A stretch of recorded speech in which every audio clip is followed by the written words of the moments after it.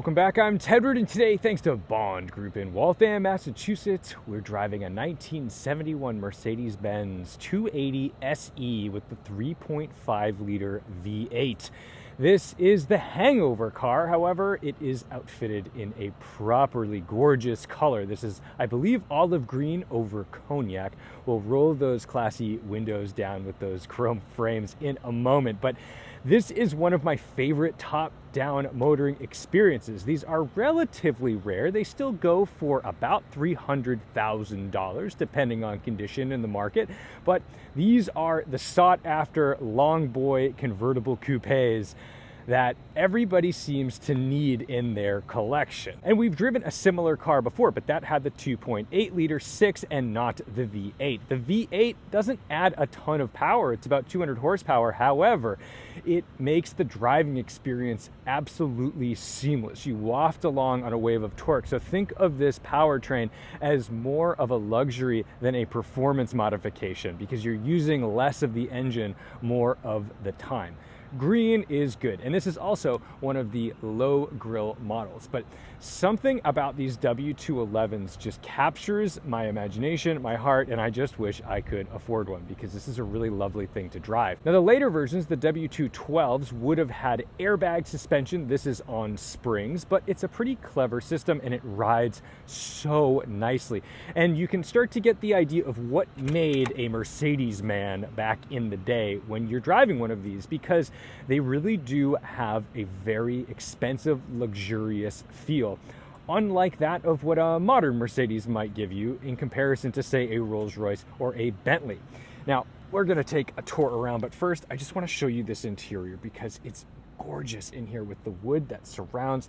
A lot of times, these are all destroyed and warped and cracked, and when they've been redone or maintained properly, these interiors just look so timeless. It's also got the half-DIN size Becker stereo, which a lot of people punched out a little bit to put larger radios in these. So if you get the original wood on these things, they are a treat. This also has the 4-speed automatic gearbox with the floor shifter, but it has a great horn.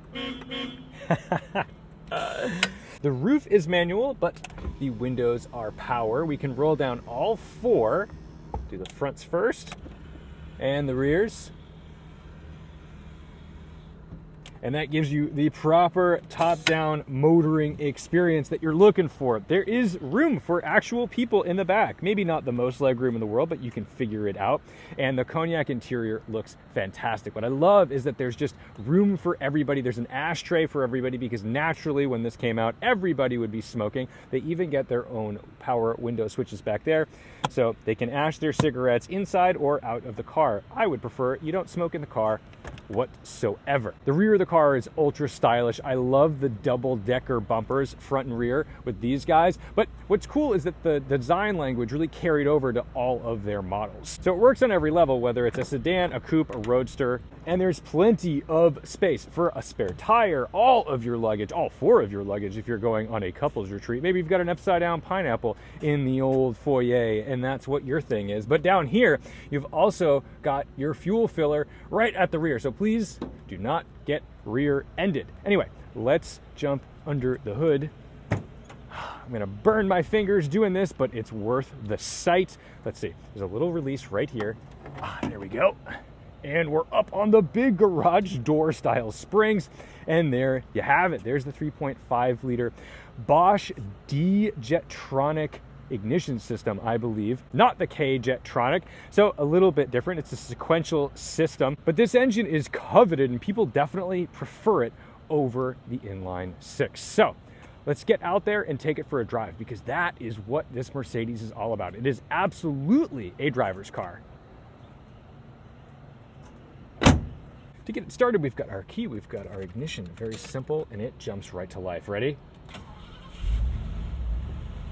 Didn't even have to knock on wood for that because this has been really predictable to drive so far. I've really enjoyed it. We've got a little bit of safety with this shoulder belt, and put that on to be safe.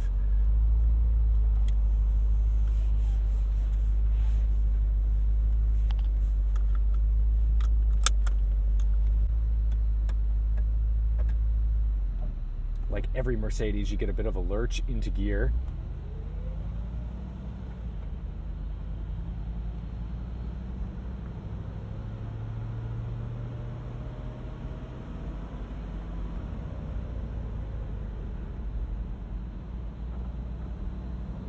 Big steering wheel, light steering, lots of body roll,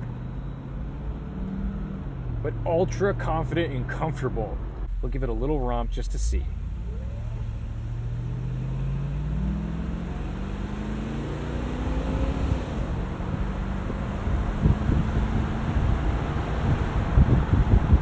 Oh yes.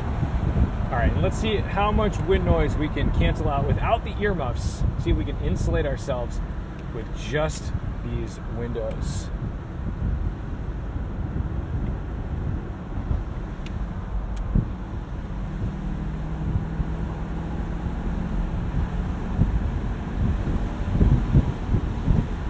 Loads of torque, but a little bit windy in the cabin, which is fine for a convertible, but for the sake of wind noise, we'll give it the muffs.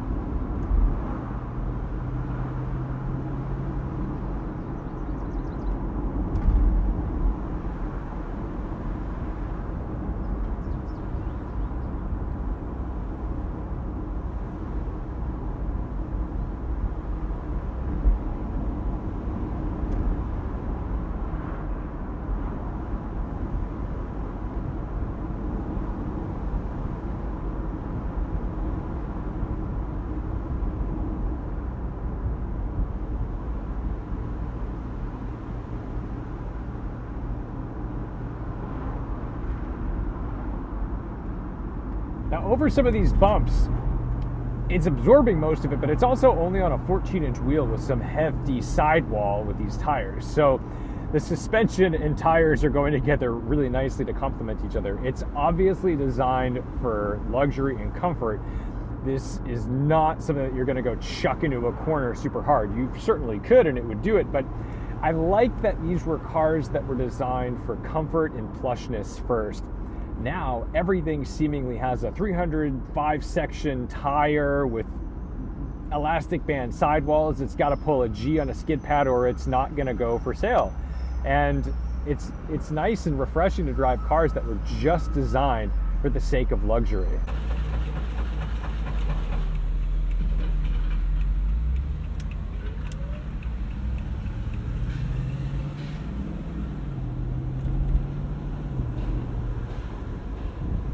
But I'm completely unbothered in this car because I don't have to be bothered. The point of this car is luxury, relaxation, arrival, but not necessarily arrival time.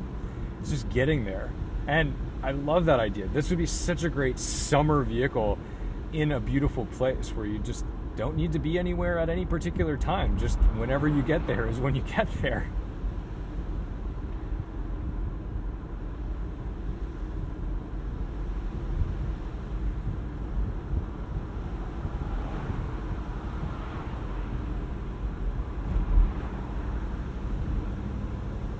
The steering wheel is enormous, but it fits the vibe, and it's narrow and small, and everyone goes with these big chunky steering wheels these days because they think that's sporty, but old sports cars used to just have wheels like this, even a 300 SL Gullwing.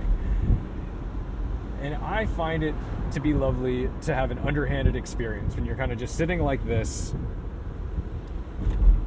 Look at this, we can take some of these bumps with no problem. Make sure they don't pull out on us. Oh, okay, they're just parked up. That had the eerie look of a Lexus that was about to jump out into the road.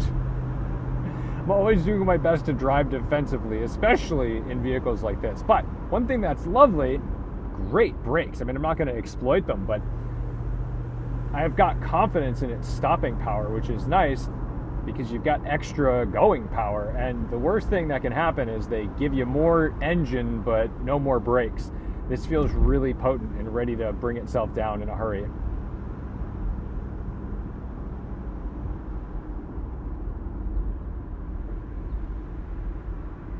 See how she handles the tracks. Like nothing.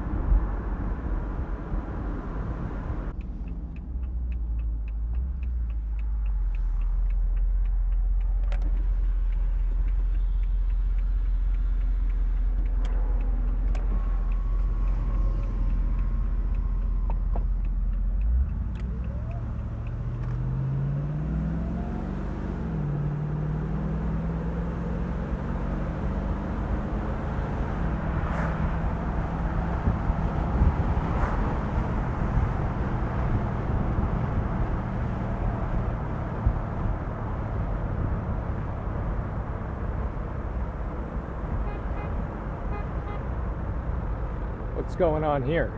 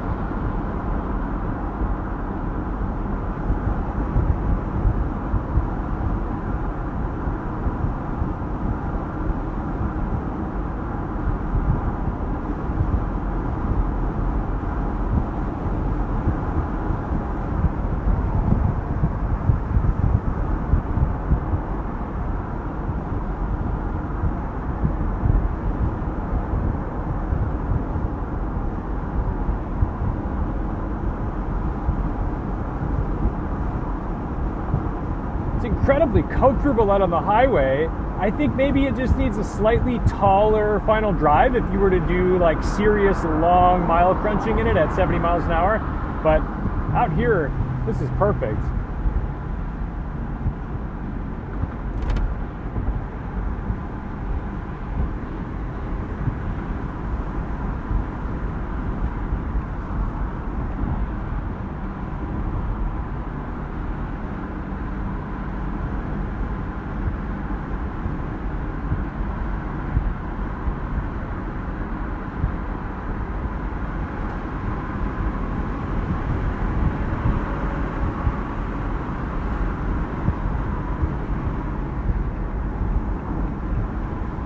There's no mirror on the passenger side, but with the top down, infinite visibility.